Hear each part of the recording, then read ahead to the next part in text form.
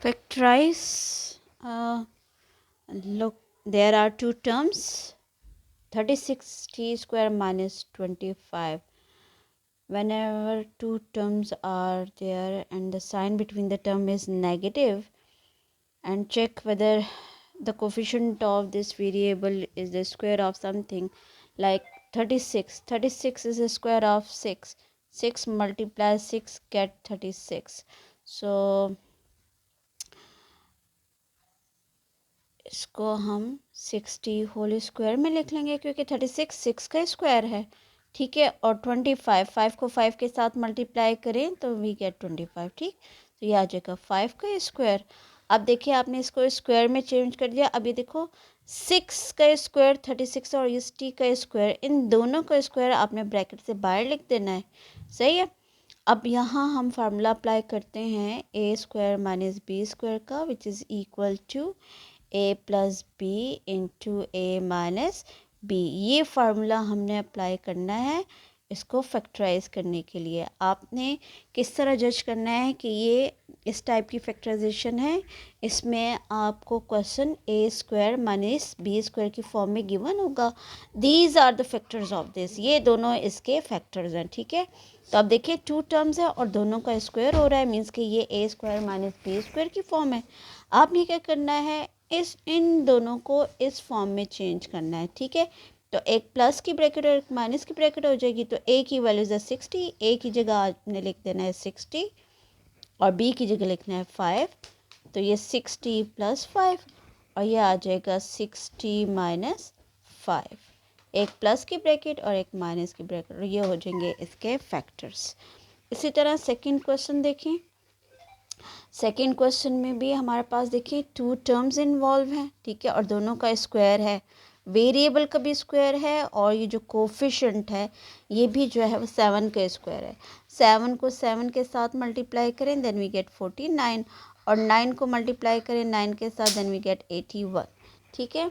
तो अगेन यही formula use होगा। तो पहले आप इसको सिंपल फॉर्म में लिखते हैं 7w। अब यहाँ वेरिएबल w है, इन दोनों का स्क्वायर बाहर चला जाएगा, minus 9x whole square.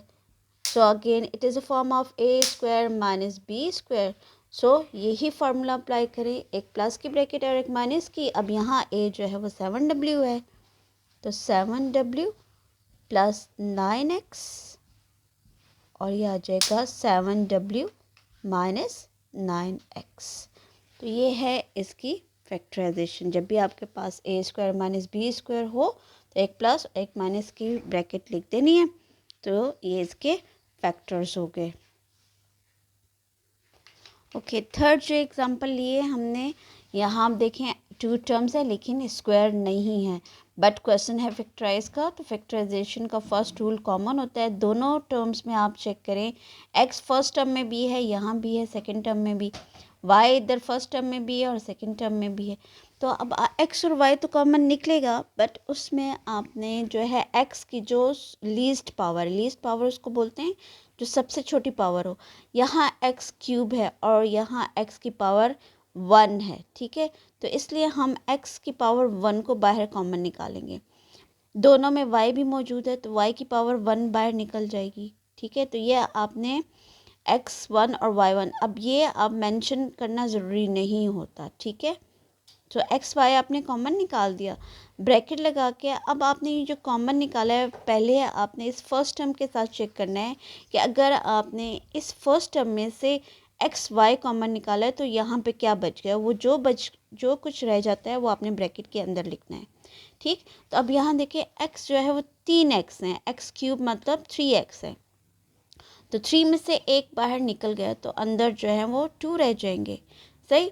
y एक ही था जो कि बाहर निकल गया है, ठीक है। तो सिर्फ और सिर्फ यहाँ फर्स्ट टर्म में x स्क्वायर रह जाएगा, माइनस सेकेंड टर्म के साथ इसको कंपेयर करें, ये x ऑलरेडी बाहर निकल चुका है, ठीक है, ख़त्म हो गई इसकी वैल्यू।